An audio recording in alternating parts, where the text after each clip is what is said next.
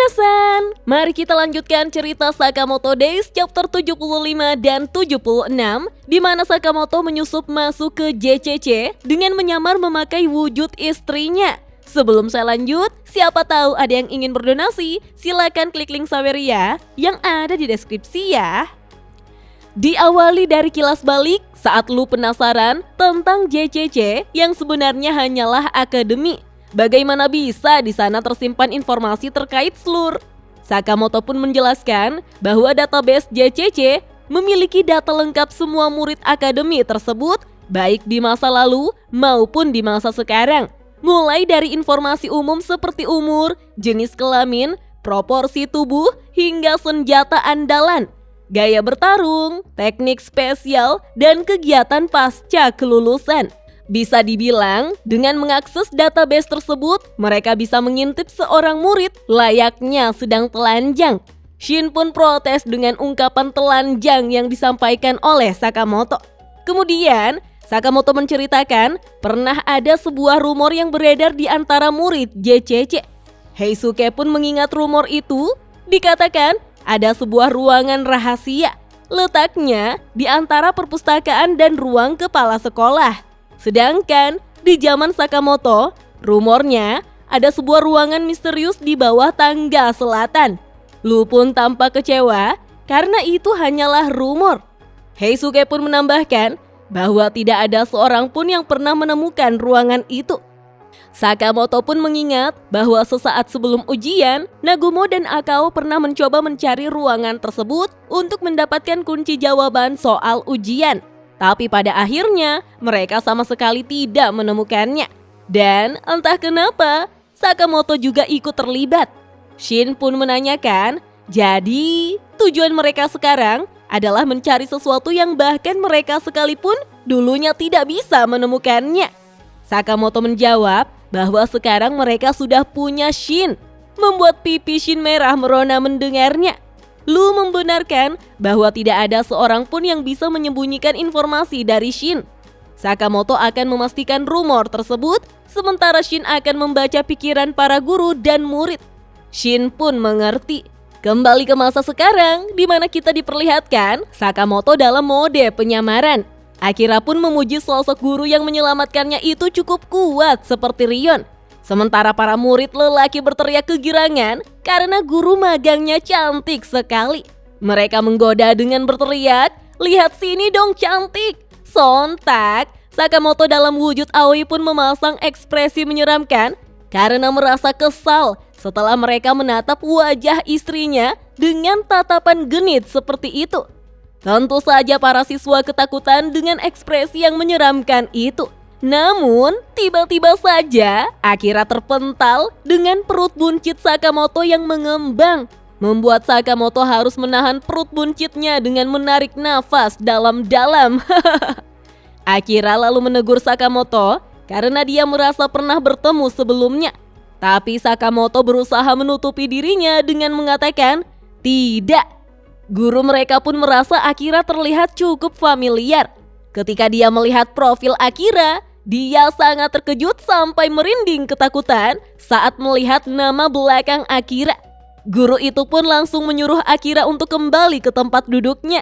Lalu mulai frustasi karena hanya dengan melihat nama belakangnya membuatnya teringat akan kenangan pahit saat dihajar oleh Akao Senpai. Akira pun merasa ini akademi yang aneh dan sama sekali tidak dimengertinya. Beralih ke mata pelajaran keempat, yaitu latihan menembak. Guru pun menjelaskan, jika mereka tidak mampu menggunakan pistol dengan baik, maka mereka tidak akan pernah bisa menjadi pembunuh bayaran. Karena untuk bisa memperoleh lisensi pembunuh bayaran, diperlukan nilai sertifikasi keterampilan senjata api. Untuk kelas hari ini, mereka akan belajar mengenai mekanisme pistol dan mencoba mempraktekannya. Mereka harus merakit pistol terlebih dahulu untuk ditembakkan ke target sasaran sejauh 100 meter. Waktu mereka hanya 1 menit. Para murid merasa mustahil untuk merakit pistol dan menembak dalam waktu 1 menit. Tetapi guru menyampaikan bahwa mereka harus cepat merakitnya untuk bisa melakukan tembakan sebanyak mungkin. Tapi jika mereka ceroboh dalam merakitnya, bisa saja mereka akan kehilangan satu jari mereka. Dan latihannya pun dimulai. Akira tampak kebingungan, sedangkan murid lain merasa ini benar-benar konyol. Ada pula beberapa murid yang berhasil melakukan beberapa tembakan, namun sekarang waktunya sudah habis. Beberapa dari mereka berhasil melepaskan tembakan, meskipun mayoritas dari mereka bahkan belum selesai merakit pistolnya. Guru beranggapan bahwa kelas itu benar-benar payah. Guru itu pun meminta pada Sakamoto sebagai guru magang dan sedang menggambar wajah Hana untuk menunjukkan bagaimana cara melakukannya dengan benar. Ternyata guru itu sengaja menyuruh Sakamoto untuk mempermalukannya di hadapan murid-murid, apalagi ini bukan tempat yang cocok untuk seorang perempuan. Kita pun diperlihatkan bagaimana Sakamoto dengan cepat merakit dan langsung menembaki target hingga target itu hancur. Guru pun terkejut karena sebanyak 67 tembakan dari Sakamoto dan semua tembakannya tepat sasaran. Namun, Sakamoto merasa kemampuannya jadi sedikit melambat. Beberapa saat kemudian, para murid melihat catatan rekor sepanjang masa. Ada banyak nama-nama terkenal di papan itu. Sakamoto pun datang dengan senyum di wajahnya karena dirinya pasti ada di urutan teratas. Dan benar saja, Sakamoto berada di posisi kedua setelah sosok No Name Given. Kemudian ada Akao, Nagumo, dan Sako. Sakamoto lantas terkejut melihat nama nomor 1 itu, sembari mendengarkan rumor bahwa orang yang berada di urutan nomor 1 dijuluki sebagai Dragon dan memiliki sayap. Dia sangat kuat dan memiliki tato bullseye di dahinya. Sejak dia lulus, tidak ada seorang pun yang mengetahui kabarnya. Dia adalah seorang legenda. Tapi siapa sangka, orang tersebut adalah Heisuke Minasan. Heisuke yang bodoh lupa menuliskan namanya. Beralih ke bangunan bagian selatan, Departemen Produksi Senjata dan Laboratorium Penelitian. Seseorang menanyakan siapa di antara mereka yang melelehkan senjatanya untuk dijadikan bahan baku. Tapi mereka juga mendapati hal yang sama pada senjatanya. Mereka berpendapat ini pasti ulahnya si bajingan Natsuki. Dengan kesal, orang itu mengatakan persetan dengan dirinya yang seorang top kelas. Dia tidak akan membiarkannya berkelakuan seenaknya sendiri di lab ini. Mereka pun mulai mencarinya sampai ke dalam toilet. Natsuki yang mengetahui bahwa para senpai marah pun merasa ini merepotkan. Ketika senpai itu membuka satu persatu pintu WC, Natsuki merasa ini menyeramkan. Tapi siapa sangka WC berikutnya yang dibuka adalah WC tempat Shin duduk untuk merokok sambil membaca. Senpai itu menanyakan siapa bocah ini. Dia belum pernah melihatnya sebelumnya. Shin pun terkejut dan mulai membuka lembaran bukunya. Shin tampak senang karena merasa ini adalah bagian dari dipermalukan oleh senpai. Shin pun tertawa dan mengatakan bahwa dia sedang bolos untuk merokok di toilet yang terinspirasi dari buku bacaannya. Shin selalu memimpikan melakukan hal ini, tetapi senpai yang kesabarannya sudah habis lalu menarik leher baju Shin dan memberitahunya untuk tidak mencari masalah dengannya atau Shin akan dibunuhnya. Saat itulah, Shin langsung menghajar senpainya hingga tidak sadarkan diri. Shin kembali tersenyum karena melakukan apa yang ada di bukunya. Jadi sekarang, dia akan berkata, "Lepaskan aku, senpai." Shin merasa seperti anak remaja normal. Inilah rasanya kehidupan sekolah. Shin berharap dia bisa menjelajahi lebih jauh, apalagi menurut manga itu, orang yang berdiri di sampingnya adalah orang yang akan mengajaknya mengelilingi sekolahan. Siapa sangka Natsuki justru menyapa Shin yang dikiranya adalah senpainya. Tapi ketika Natsuki mengetahui bahwa itu Shin, dia langsung mengaktifkan kemampuan menyamarkan diri dan tidak terlihat. Shin langsung mencekiknya dan melarangnya untuk pergi. Shin menanyakan apa yang Natsuki lakukan di sini. Natsuki pun merasa ini situasi yang sial. Dia ditangkap oleh orang yang bisa membaca pikiran. Sembari membekuknya, Shin memintanya untuk mengatakan semua yang dia ketahui soal Mr. X. Natsuki pun menyampaikan, jika maksud Shin adalah soal laboratorium, dia hanyalah pekerja lepas saat itu. Kemudian, Natsuki pun berdiri dan memakai tudung yang berfungsi untuk menangkis gelombang elektromagnetik. Jadi, Shin tidak akan bisa membaca pikirannya lagi. Shin pun mencobanya dan benar tidak bisa. Shin lalu beranjak pergi karena dia perlu mencari seseorang yang tahu soal database. Natsuki pun menimbrung soal keberadaan database, tapi ketika Shin menanyakan apakah Natsuki mengetahui soal itu, Natsuki justru berpura-pura tidak tahu. Natsuki kemudian mengeluh tentang bahunya yang sakit, jadi sulit untuk mengingatnya. Shin pun langsung kesal dengan tingkah Natsuki, namun Natsuki tersenyum dan memanfaatkan Shin bahwa dirinya lapar. Shin pun memakinya bajingan. Beralih ke kantin, di mana cara untuk mendapatkan makanan adalah dengan menargetkan tembakan pada menu pesanannya. Seseorang yang sudah muak dengan menu JCC Bowl lalu berusaha mendapatkan menu lainnya.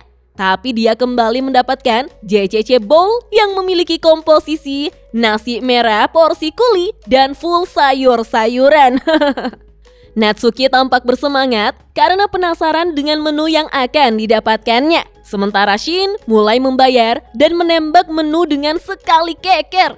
Siapa sangka semua orang dikejutkan karena Shin yang merupakan anak baru justru mendapatkan stick lunch. Shin pun mengatakan bahwa dia akan mentraktir Natsuki satu porsi. Tapi Natsuki harus melakukannya sendiri. Natsuki lantas mengaktifkan kemampuan menghilangnya dan langsung menembak tepat di depan menu makanannya. Semua orang pun berteriak bahwa itu curang namanya.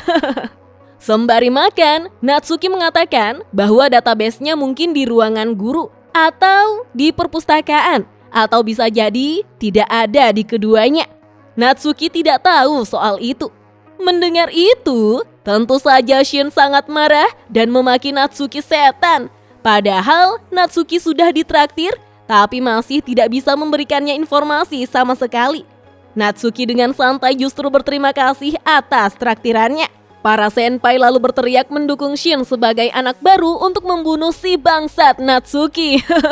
Namun, hal itu cukup mengejutkan Natsuki karena Shin adalah anak baru. Natsuki lalu menyampaikan, bukankah Mafuyu juga termasuk anak baru dari Departemen Assassination?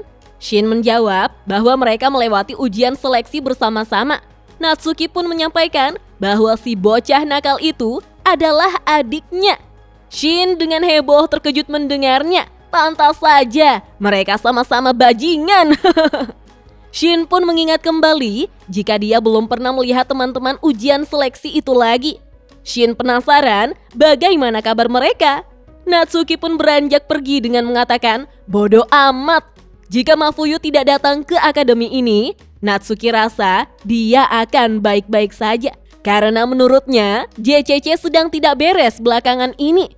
Beralih pada Sakamoto yang sangat kesusahan menyelesaikan tugasnya sebagai guru magang, guru lain yang melihat kecepatannya bekerja kantoran lalu menganggap jika dia sungguh pekerja keras. Namun, Sakamoto merasa situasi ini sialan karena dia harus segera menemukan database-nya.